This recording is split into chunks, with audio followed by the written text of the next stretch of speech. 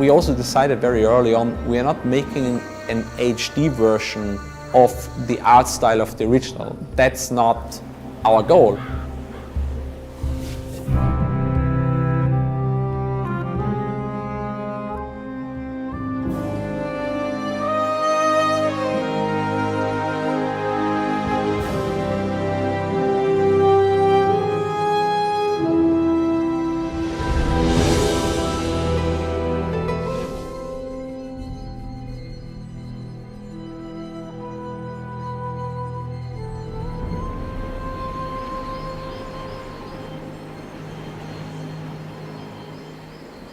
Yeah, Gothic Remake walks this fine line between being realistic and believable, and also at the same time having this dark fantasy themed inside. No? It should feel believable and realistic in terms of textures and colors and the details on the characters and the cloth and on the rocks and everything. Those opposite forces, and one is leaning more than naturalistic, believable, realistic world, and the other one is leaning designs of creatures and environments and everything to a more fantastical and dark, grim world. It's a real world. It tries to be a real medieval simulation, I would say, but with a twist of dark magic and weird stuff happening.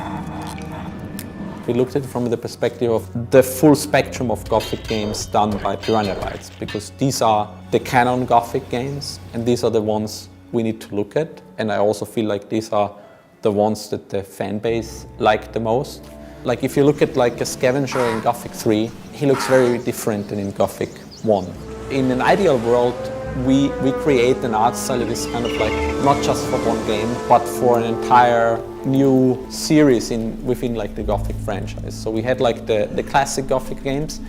We wanted to make it a realistic art style, so it should not be something that should feel like a fantasy game. Sobre todo porque tuvimos que reinterpretar cómo estaba hecho el original y cómo trasladarlo a algo que fuera verosímil y que fuera algo realista. Y al final nos costó mucho encontrar como que el estilo de que queríamos orientar, por ejemplo, las construcciones, cómo iban a ser las casas, cómo iban a ser los puentes colgantes. Entonces, encontrar el estilo nos costó bastante. Una vez que ya lo encontramos, ya fue todo hacia esa dirección, pero hasta que llegamos ahí fue bastante complicado. Lo más difícil yo creo que ha sido adaptar las ideas originales de los diseños originales, del gótico original, y llevarlos a algo un poco más verosímil, un poco más realista, pero no real, sino simplemente verosímil, y también aportar algo nuestro. Y yo creo que convertir esa idea original en algo de ahora, algo más moderno, pero nuestro también, ha sido lo más complicado. Even like back then in 2001 and 2002, when Gothic 1 and 2 came out, they were not considered as like new references in terms of graphics. I mean, they had certain things that were really cool and unique, but like nothing that was like, wow, this is like the new benchmark. When I look at the art style of the original from a now perspective, of like from Gothic 1 especially, you look at the look that is like, it's very distinct, but it's like also a child of its time. I mean, it has this low poly look somehow, and it uses, in order to emphasize certain character elements and parts of a model, they use specific techniques. Like, it's not a comical art style, but like, it's something that also is used in the comical world, because also they have like, the panels are only so small, so in order to get a certain emphasis on a specific visual element, you need to make it like unproportionally bigger. So what I want to say with that is like, when looking at the art style now, it's something very specific and very much that had to be done in that time and that technical restriction. I think the style of the original games is fascinating and perfectly captures an era where the technical limitations force people to enhance their imagination and to come up with imaginary solutions, and actually pretty smart solutions. However, as an artist, I think that the fact that most interest awakes in me, it's how they progressively change the aesthetics of the game from Gothic 1 to Gothic 2 to Gothic 3. I mean, it's like from Gothic 1 to Gothic 2, there's a clear shift in tone, in colors, and everything that the game is trying to visually convey. And at the same time, as I told you, I think that the aesthetic of the three games evolved with the time, and they started to, to take decisions to make everything more rounded and more realistic and more believable in terms of how animals should look and how environments should look and the proportions and everything. One of the most interesting parts is when you play Gothic 2 and you discover that all of this dark aesthetic just disappears as the barrier disappears, and now the game outside the colony, outside the barrier, is actually vibrant and full of life. And this changed the mood completely of the game. No? This evolution in the games, I think it's pretty smart for the age, and I think this is something that we should also try to respect at maximum. When we talk about people and players perceive Gothic, they're like, well, what do you do? I mean, yeah, it looks nice, but it doesn't look like the original. We also decided very early on, we are not making an HD version of the art style of the original. That's not our goal. That could have been done, of course. I'm not denying that. I'm not saying which is the better one or the worst one. We wanted to create something that is appealing to both old and new fans. Our main reference is the original Gothic, right? And this is now history of video games. It happened like more than 20 years ago. For us, this is our base camp. But from that starting point, I would say that we use the Baroque.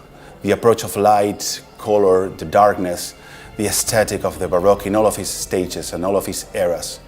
I would say that from the early Baroque ages with Caravaggio, chiaroscuro, and the Spanish tenebrism of Velázquez, for example, whose dramatic contrast in interior scenes we share, to the high Baroque landscape painting of Claude Lorraine and Nicolas Poussin, and the color contrast and tonal approach of the Flemish Baroque as seen in David Tenier's second paintings. And I would say that we also draw from the late Baroque era, with bordering on maybe neoclassicism, I would say, with Hubert Robert and his view on ruins and sunsets. So yeah, definitely I would say that Baroque in all of its stages has been the overarching inspiration that has guided our art direction. However, you can also find strong influences from Petrus van Schendel, for example, and his highly atmospheric nocturnal scenes. And Schendel, he was more like kind of a romantic painter. In terms of colors, we try to go with the Baroque path. I mean, we will have colors, of course, but all of them, they will have some kind of desaturation with a very high contrast. And we're trying to force a little the ochre shades, so everything feels more grounded, more brownish, more greenier, more yellowish, like the original Baroque paintings. And the idea is to create this environment as believable, but also dramatic. So when we started to work on the Gothic projects, after the playable teaser, I mean, one thing that was very clear, like, we need to get this more dark and gritty and depressing atmosphere. It's a prison colony after all, so it shouldn't have like this bluish, bright, overcast, lush tone. But like for Gothic 1, we needed to have it like very, with a very specific look also to convey this atmosphere. There was also some new techniques coming in, because we started the Gothic 1 remake in Unreal 4 and we converted, I guess it was after a year and a half, to Unreal 5, which brought this new light system, Lumen, in there. And Lumen works in a specific way. It's a system to do global illumination for like in real time. And it's a very powerful system, but it also brings some restrictions in order to work really well. So we had to like make actually that the global animation works. We had to make certain spots brighter than what we actually wanted it to do, and what is good maybe for the art style and the game. All of the creatures that have been redesigned has been with the original vision in mind. So we try to make homage and try to understand what the original creators were trying to do. For example, with the scavenger, there's a typical classical creature in the world of Gothic, no? We took the original scavenger, we analyzed it, we understood what they were trying to say, what type of animal it should be, and we reinforced and we enhanced the main traits, the traits that we decided were the main traits. And people at the beginning were reacting like, okay, it's similar, but it feels different. But when they saw moving and they understood the way the creature worked and the way the creature was moving and reacting into the living world, they understood that essentially we're talking about the same creature. It's behaving like expected. And then the artistic decisions took on the shape, on the colors and everything made sense. We have tried to be really faithful to the original, yeah. But we always wanted, we also wanted to give something from our point of view, or our own experiences, our own tastes, and our own, I don't know, from ourselves, you know. And I think people should also have in mind that we are creatives and we want to give something from ourselves. So maybe expect some, you know, some deviations from minor things. I think we assembled an amazing team of artists, an amazing team that sees the challenges as an opportunity to grow and to learn something and to, you know, raise the bar again and again. And for me, this is it was an incredible experience to come here every day to work with them. It's been an interesting challenge, and I cannot wait to the players to play our game and explore the world that we craft. And hopefully they will see, we will awake some memories of Gothic 1, and they will recognize places and environments and characters.